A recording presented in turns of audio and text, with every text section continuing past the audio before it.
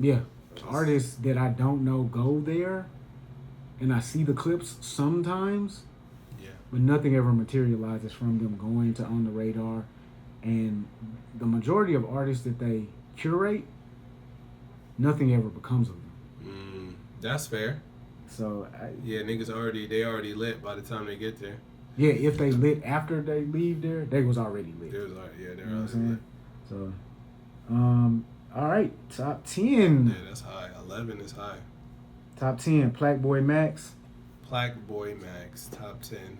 Not my cup of tea, but I guess he's top 10. He was number 4 last year. He was number 4 last year. He got nominated for a Grammy. Mm-hmm. He has his niche of his very own that not many people ride in that lane. So he seems to be firmly in it.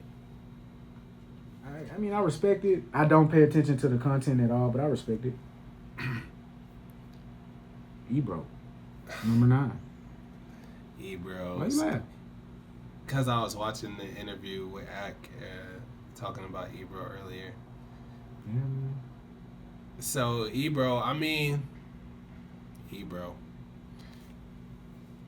he was number 12 last year. He moved up Yes. to 9. I don't know. How don't people know how Ebro's on the list? I watched X thing yesterday, and that was the one thing that I kind of really disagree with. Ebro is one of the most influential voices in hip hop. Period. Like, Influential voices. do you hear anybody else's voice more than you hear Ebro? You hear Act more than you hear Ebro. Charlemagne, Joe Budden. Right. Who else? It's a loud voice. Is it influential? I don't know if it's I don't know if what he says influences people to agree with him. Like that viewers take his same sentiment. Who would you say? Did you know for a fact that viewers take their sentiment? Well, for Act, for sure. I don't understand. He has an audience of people who agree with him. Some of the people in his audience disagree with him too. Yeah.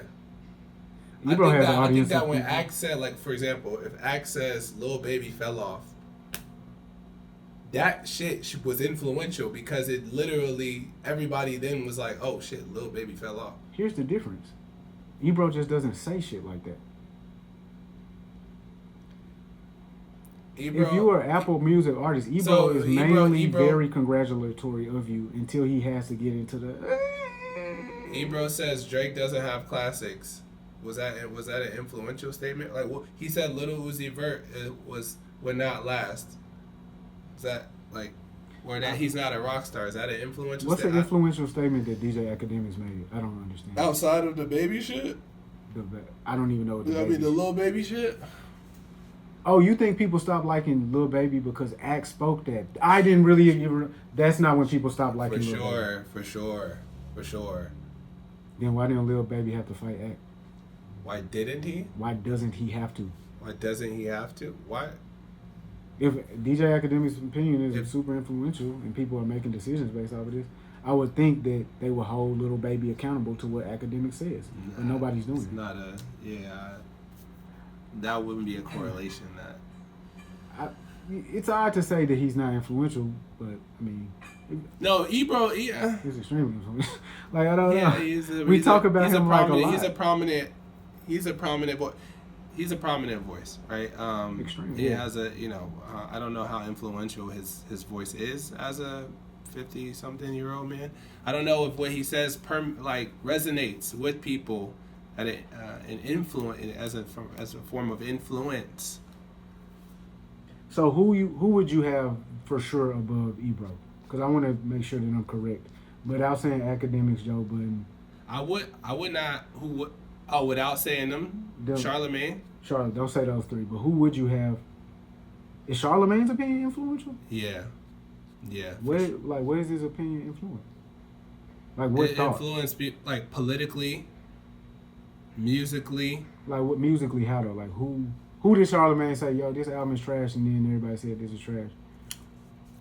What did he say? So most recently, like almost everything that Charlemagne says ends up going viral, and then there's a consensus of agreement. Like most recently, the Meek Mill thing, he came out and was like, You disagree with that? Meek Mill never really recovered from the Drake. But I would say I'm in the minority. So Charlamagne said a thought that many people think already, and the people who agree with it, and the people like yourself didn't agree with it, and then the people like me just didn't care because we don't care about it. So that comment. So that's the same thing Ebro does, I would say. So the last comment that Ebro made was that Drake doesn't have any. Actually, the last comment that Ebro made that went super viral is Michael Jackson. Thriller is the McDonald's of albums. Oh, that went viral like last week. I saw. Yeah, I heard that. And that was like super viral. Some people agree with it. Some people disagree with it. But here's the thing that Ebro does, I think, better than the others. He trolls and he plays both sides of the fence at one time in a single statement. So the actual argument that they were talking about was, is Thriller better than Off the Wall? Do you agree with that? Or Off the Wall is better than Thriller? You agree with that, right? We've had the conversations too many times for you to change your mind now. So yeah, you agree with the fact that Off the Wall is better than Thriller. And so what? Niggas can't change their mind. Not old. The 30-year-old albums. Okay. And so the nigga, he ultimately basically just positioned himself in an argument where you agree with him in a way where you could disagree with him. And so talking about influence is kind of crazy. I don't know who influences who to do what. I do know that if Ebro says something, it's more likely to reach me than the majority of the people on this list. Like, there are literally 3 voices that I see. Nah, he's up there. He's up there. He's like deserving of the spot for sure. So number 9 is too low for me for Ebro. But it seems like it's too high for you. No, not me. He's top 10. Oh, okay. He's top 10. Oh, you just was saying the same thing Akademiks said. All right, then let's move forward. Kirko. All right, what you think about number 8, Kirko? Never heard of the platform, but I'm not on X. I'm not on X. I feel like I've seen it in content that people clicked up, but I'm not on X. So that should not be on here. No platform should be on here next year. Certainly no faceless platforms. Right. Oh, you know who's speaking of Say Cheese. If they're gonna do platforms, Say Cheese should be on here for sure. And if they say Cheese is not on here, Sean Cotton should be on here alone. Yeah, Sean Cotton. Because he's really stepped from behind the Say Cheese name and just started to brand Sean Cotton's opinions and things of that nature. Yeah. So I'm glad you brought that up because I was trying to think, who are the people that I normally watch that I don't see on this list, and I can't think of anybody right now. But that's an excellent point. Kirko shouldn't be on this list.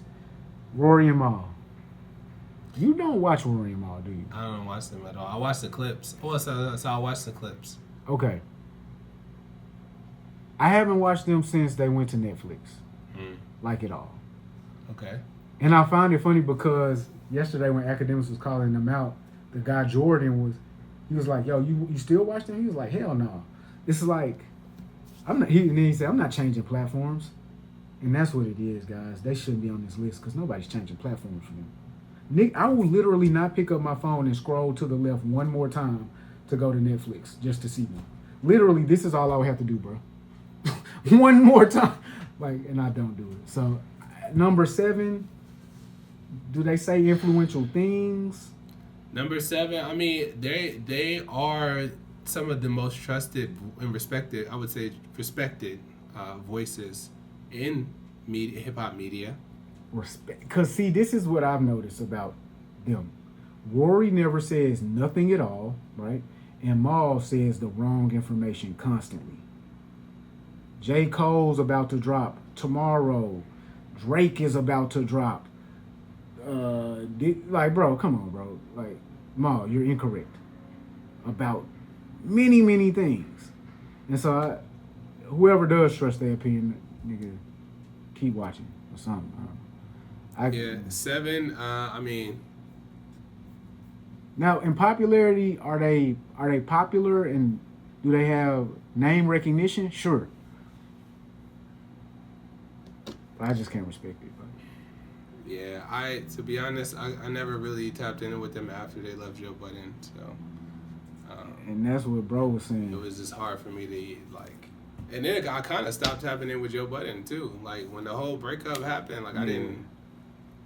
See, for me, it was interesting because I thought when I used to be the sort of person when I was watching Joe, I would be like, yo, Joe, stop cutting him off, bro. I want to hear what the fuck Maul is about to say. I want to hear what Roy is about to say. Then they did their own pod. I was like, oh, I think I figured out why he keeps cutting them off. He has to guide them into interesting topics. When I did tap in with them, I did find myself agreeing with Rory a lot. I think Maul now is like trolling as a as like an OVO insider, and he's just Groupie? Just the Drake bias. His work works for him. He gets loud, he yells, he says crazy things. Very weird. But they popping for now. And if Drake has some sort of actual close relationship with this guy, I would be shocked. I would be shocked if they speak more than once every couple of months for more than 3 minutes. I would be blown away. So I hope you prove that to us soon, Maul. You hate this guy, Anthony Fantano, number 6. Yeah, I don't know, bro. I don't. Again, I say the same thing last year. What the fuck was this? He was number 8 last year. Now, you want to talk about influential opinions. This guy has an influence over how people think about albums. This is true.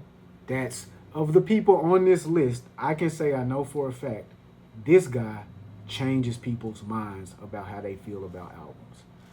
I can't really say that for the other guys. To me, the other guys are kind of color commentary pundits. This guy does a thoughtful deep dive and is articulate enough to make you say, okay, oh, I do hear that now. Okay, cool. Outside of that, I don't respect all of his political opinions. I think he needs to back off the political opinions. I think he needs to back off the grandstanding, the injustice seeking, all of that. I think he needs to let music be music and personal be personal. But I respect him. I still tap into the platform extremely frequently. Oh, yeah. Oh, yeah, sure. I know who he is because, I'm tapped into hip-hop. I know that he's one of the highest regarded music critics. I think... On the internet. He is the most notable music critic on the internet. Right. And the artists seem to deeply care about his opinion as well. I would very much be interested to see what Anthony Fantano thinks of my art. It holds a lot of weight, so I can't even take that away from him. You've made me aware that he's earned this, position through the work that he's put in and the insight and knowledge that he has about music and his ability to articulate it. So, I'm not a hater, so, you know what I'm saying? I can't really, you know what I mean? Do I personally tap in and fuck with him? No, but, I'm just, who cares? I'm a person. Is he top 10? And I guess. Oh, yeah, he definitely top 10. Yeah, to me, he is the white version of DJ Akademiks. He is that tapped in to the culture. And when I say the culture, I'm not just talking about hip-hop culture. This nigga is constantly active over 2 YouTube channels, Twitch, Kick, all of that stuff. To me, he's just like Ak, but they hate each other's guts. So, I get it. Number 5, Charlamagne the God. Charlamagne, are we live? Charlamagne should definitely be higher. You know what, bro? Why is DJ Envy not on this list? Damn, that's disrespectful to my boy. Yeah, they put Lauren and Charlamagne on the list and not Envy. Damn. That's extremely disrespectful to DJ Envy. I didn't even think about that. That's extremely disrespectful. But yes, Charlamagne the God is one of the top media. He's of the sort that it should have said The Breakfast Club, and then on a separate entry, it should say Charlamagne the God. Charlamagne, are we live? That is how influential this guy is to the overall culture. He's not only influential as a voice, he's influential as a builder of the infrastructure of the culture. He's Black Effect Podcast Network. The $200 million deal with iHeart. The collaboration with Netflix. Him, Joe Budden, and DJ Vlad are in similar conversations because of all of those accolades. I don't know what keeps him at number 5. Got called out by Donald Trump recently. Yeah, because he had called out Donald Trump. Yeah. So Charlotte, he's looked at as the voice of the people, right, by politicians. What shit? When politicians want to know what black people think, they go to Charlotte. Charlotte? They do. You haven't seen that? He the new Martin Luther King? You ain't see that. Charlotte the new Martin. Okay. So, again, like everything you said. Should Charlotte be number one? If Charlamagne was number one, I wouldn't be mad at it. I would. I mean, how could you be? What should he be? Should he be number one? I think just for the sake of it, the rest of the people on the list, we might as well just ask, should they be number one? I mean, Ak is number one, so Ak should be number one. Okay. Not because he's number one, but he should be number one. You think? Okay, so you thinking? Okay. And so Charlotte should remain in number 5. All right, cool. Charlotte could be. I mean, well, obviously he should be. He should be above Joe and Jada. I mean, that's ridiculous, bro. I don't even know. So Joe and Jada being number 4 is insane. That is crazy. It's utterly insane. That's obvious. That's obviously rage bait. That's obviously trolling. Joe and Jada at number 4 on this list, above Ebro, above Anthony Fantano, above Charlamagne the God. Yeah. How do you get above Charlamagne the God, bro? Charlotte. I'm putting Joe and Jada down here near Nori. I ain't gonna hold you. Yeah. That's egregious.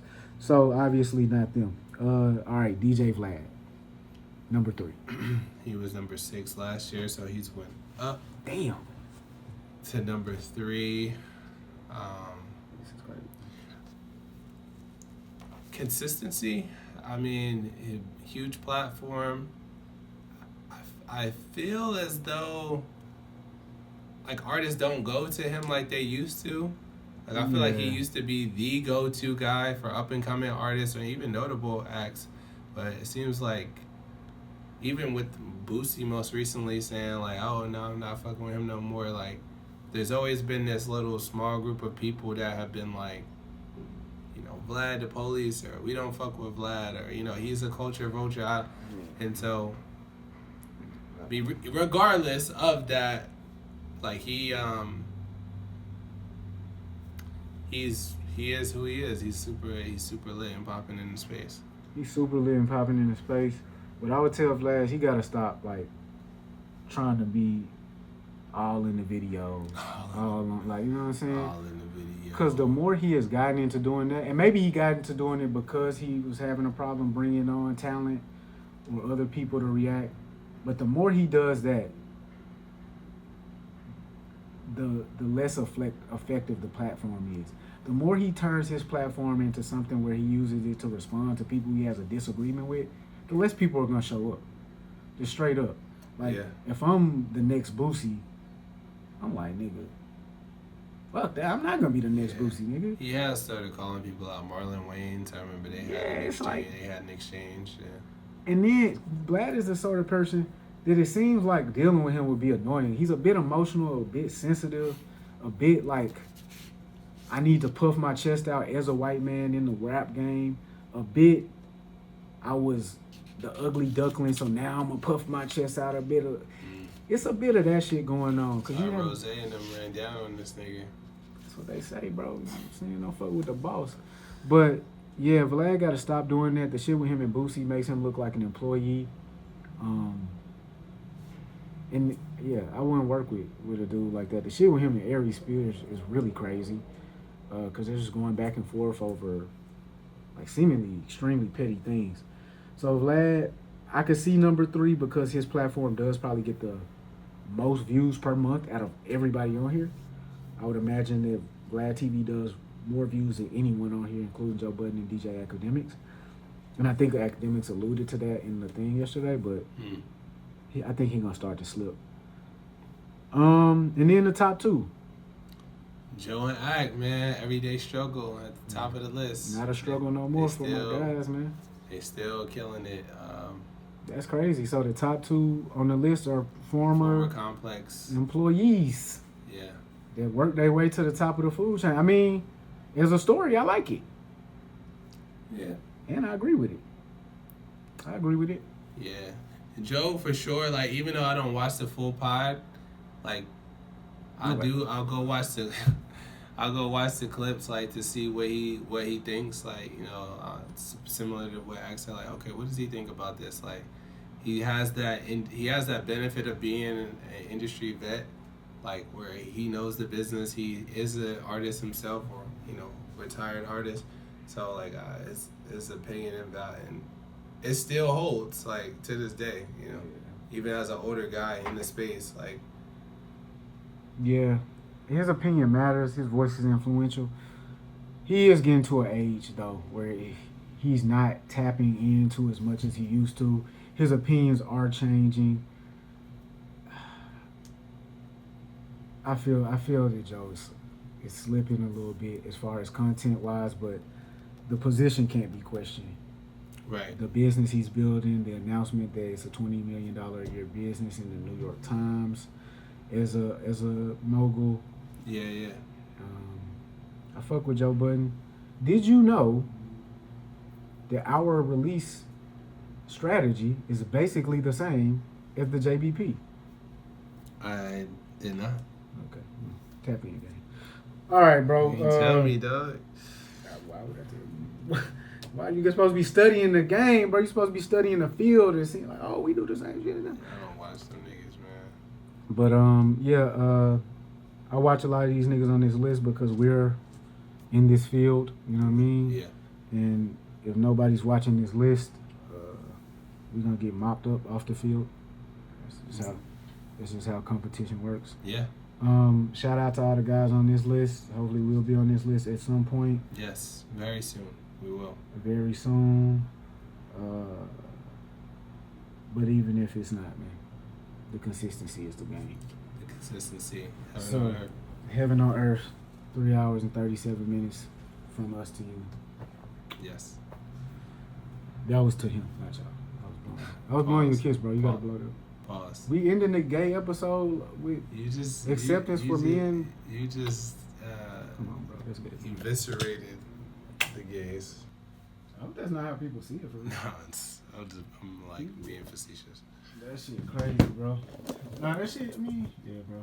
I don't know if niggas see that shit. Like